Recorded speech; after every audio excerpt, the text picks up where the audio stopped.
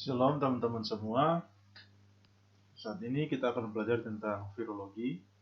Nah, apa yang dimaksud dengan virologi? Virologi merupakan ilmu yang belajar tentang virus. Virologi merupakan salah satu cabang dalam bidang mikrobiologi. Virus merupakan salah satu mikroorganisme yang tidak dapat dilihat dengan mata telanjang atau tidak dapat dilihat tanpa menggunakan alat bantu. Dan juga virus tidak bisa dilihat dengan menggunakan mikroskop biasa ataupun mikroskop cahaya. Virus hanya dapat dilihat dengan menggunakan mikroskop elektron. Virus juga merupakan salah satu mikroorganisme yang sangat sulit untuk dibiarkan, karena hanya berkembang biak pada sel hidup. Nah, kedua hal inilah yang menyebabkan perkembangan ilmu tentang virus atau virologi lebih lambat jika dibandingkan dengan perkembangan ilmu tentang mikroorganisme yang lainnya. Sampai sekarang virus ini masih menjadi perdebatan, apakah dia tergolong dalam kelompok makhluk hidup atau tidak. Ada sebagian ahli juga yang mengatakan bahwa virus itu dia tergolong ke dalam kelompok makhluk hidup, sementara sebagian lain juga dia itu mengatakan bahwa virus tidak tergolong ke dalam kelompok makhluk hidup. Nah, alasan yang menyatakan bahwa virus tidak termasuk kelompok makhluk hidup itu adalah alasannya karena virus hanya memiliki salah satu materi genetik, yaitu jika dia sudah memiliki RNA, maka dia tidak akan pernah memiliki RNA. Begitupun sebaliknya, jika virus sudah memiliki RNA, dia tidak akan memiliki DNA.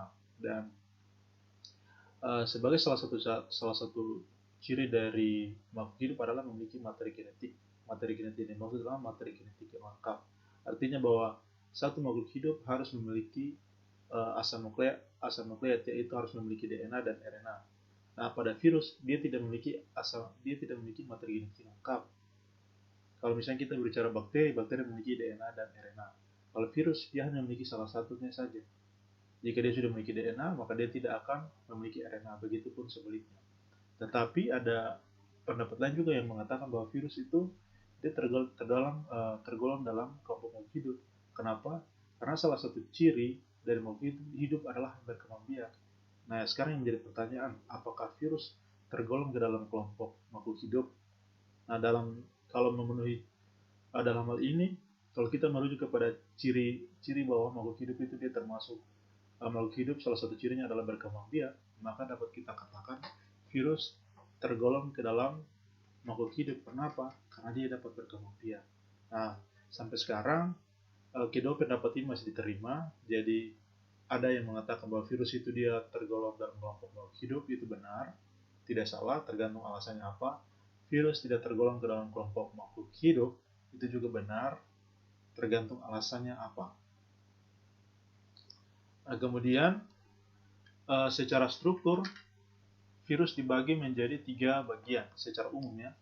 Itu yang pertama itu adalah kapsul, yang kedua itu adalah kapsid, yang ketiga itu adalah envelop. Nah, nama lain dari kapsul itu adalah envelop. Yang pertama itu kapsul, yang kedua itu kapsid, yang ketiga itu genom. Nama lain dari kapsul adalah envelop.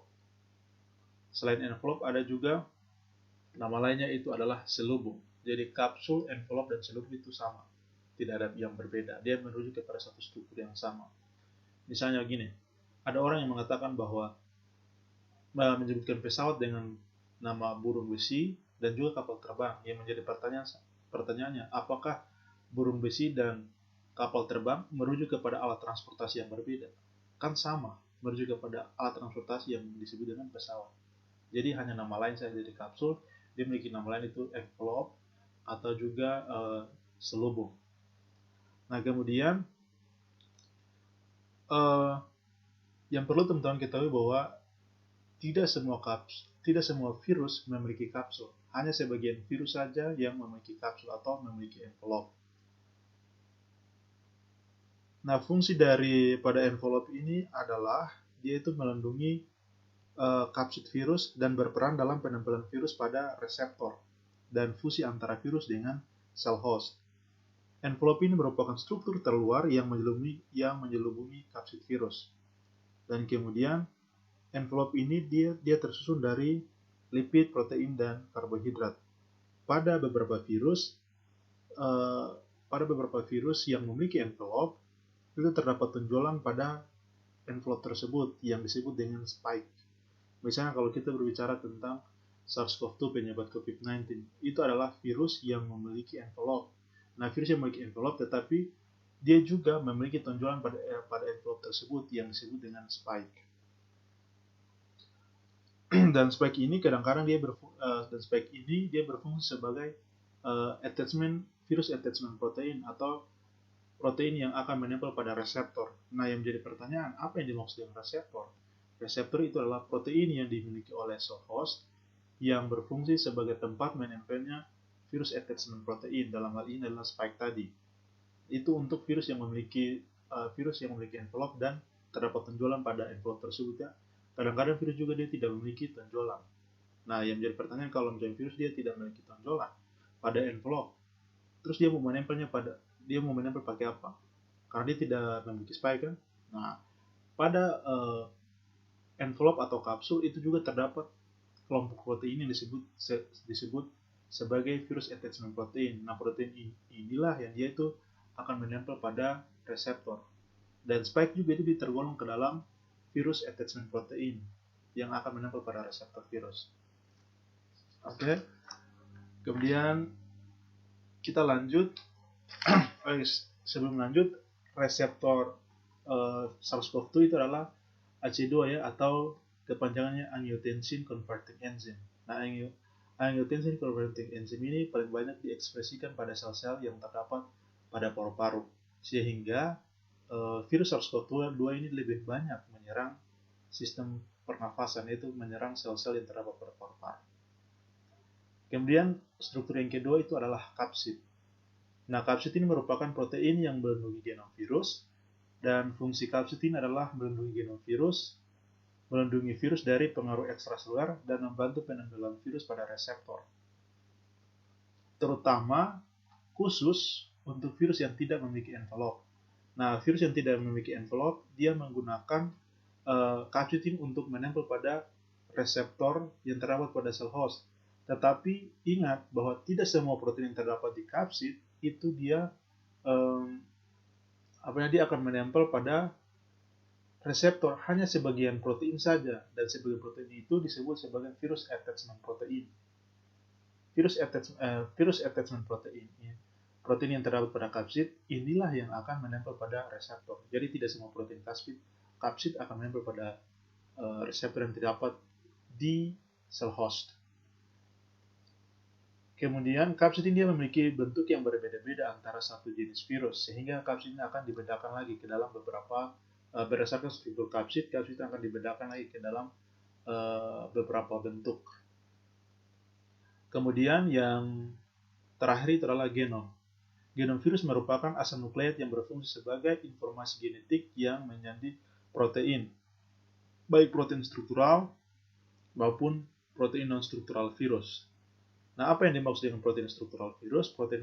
Protein struktural virus adalah protein yang merupakan atau protein pembentuk virus. Misalnya apa? Misalnya protein kapsul. Nah, kapsul itu merupakan protein struktural. Kapsid juga merupakan protein struktural. Lalu yang menjadi pertanyaan, protein non-struktural dari virus itu apa? Protein non-struktural virus itu misalnya kita berbicara tentang enzim. Enzim itu yang berfungsi sebagai biokatalisator, yang dia bukan merupakan struktur dari virus, tetapi enzim ini dibutuhkan untuk misalnya pengubahan dari RNA menjadi DNA.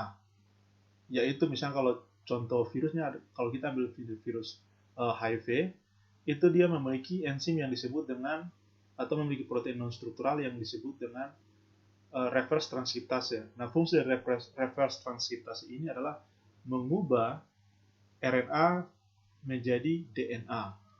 Nah, itu salah satu contoh dari protein non-struktural ya. Jadi protein non-struktural itu dia berupa enzim. Kemudian klasifikasi virus ini sangat banyak sekali.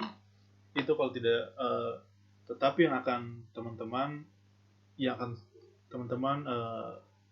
belajar dalam perkuliahan kali ini hanya klasifikasi berdasarkan tiga cara saja. Saya tidak menjelaskan semuanya, tapi hanya 3 cara saja, karena ini merupakan klasifikasi yang paling umum digunakan. Yang pertama, klasifikasi berdasarkan struktur dari envelope. Nah, klasifikasi berdasarkan struktur envelope, virus dibagi menjadi dua kelompok, yaitu virus envelope atau virus yang memiliki kapsil atau virus yang memiliki selubung, dan yang kedua adalah virus non-envelope, yaitu virus yang tidak memiliki selubung atau virus yang tidak memiliki kapsul. Nah, jika teman-teman lihat di gambar pada monitor ini adalah contoh virus yang memiliki envelope pada gambar di sebelah kanan, atau yang di atas ditulis adalah envelope virus. Nah, pada struktur yang paling luar inilah disebut dengan envelope atau kapsid ataupun selubung. Nah, sedangkan gambar yang di kiri ini adalah virus yang tergolong dalam virus yang tidak memiliki envelope atau sering disebut juga dengan naked virus atau virus telanjang, atau virus yang tidak memiliki kapsul atau virus yang tidak memiliki selubung. Nah, jika teman-teman lihat ada tonjolan-tonjolan protein, pada tonjolan protein ini pada kapsid maupun pada envelope ini berfungsi sebagai misalnya kalau pada envelope protein tonjolan ini disebut sebagai spike, dan protein spike ini berfungsi sebagai virus attachment protein, yaitu virus penempel protein penempel virus. Kemudian pada kapsid juga dia memiliki ada sebagian dari protein yang terdapat pada kapsid yang berfungsi sebagai virus attachment protein yang berfungsi untuk menempel pada reseptor yang terdapat di sel host. Oke. Nah, berdasarkan bentuk kapsid, virus ini dibagi menjadi 3 kelompok, yaitu kelompok yang pertama icosahedral, kelompok yang kedua itu helikal, dan kelompok yang ketiga itu adalah kapsid yang berbentuk kompleks. Nah, contoh-contoh ini adalah yang gambar pertama adalah bentuk dari kapsid yang berbentuk icosahedral, dan yang kedua itu adalah bentuk kapsid helikal, dan yang ketiga ini adalah bentuk kapsid kompleks. Kemudian berdasarkan struktur asam nukleatnya atau bentuk dari asam nukleatnya, virus dibagi lagi menjadi 2 kelompok, yaitu virus yang memiliki materi genetik DNA atau virus yang memiliki asam nukleat DNA, dan virus yang memiliki asam nukleat RNA. Seperti yang saya sudah jelaskan sebelumnya bahwa virus jika dia sudah memiliki DNA, maka dia tidak akan pernah memiliki RNA. Begitupun sebaliknya, jika virus sudah memiliki RNA, maka dia tidak akan pernah memiliki DNA. Nah, kemudian virus yang memiliki DNA ini dibagi lagi menjadi 2 kelompok, yaitu kelompok yang dibagi menjadi 2 kelompok, yaitu virus yang memiliki single-stranded DNA dan virus yang memiliki double-stranded DNA. Apa yang dimaksud single-stranded DNA? Itu adalah virus yang memiliki DNA beruntai tunggal.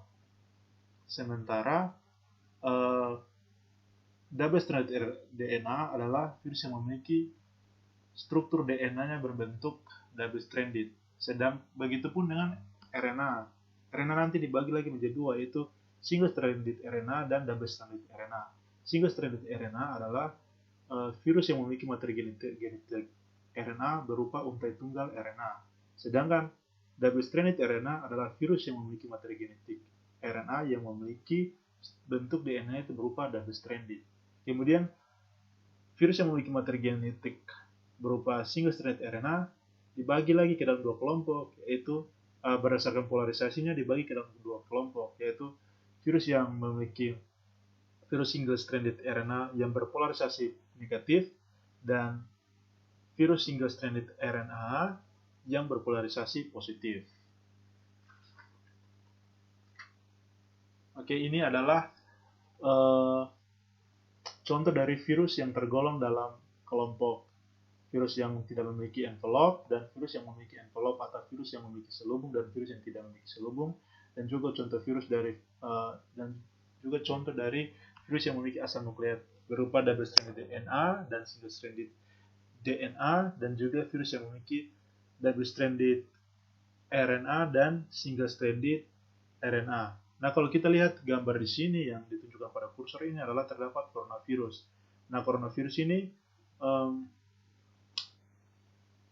dia merupakan virus yang memiliki kapsid, tergolong dalam virus yang memiliki kapsid, dia tergolong dalam virus yang memiliki envelope dan memiliki materi genetik berupa single-stranded RNA.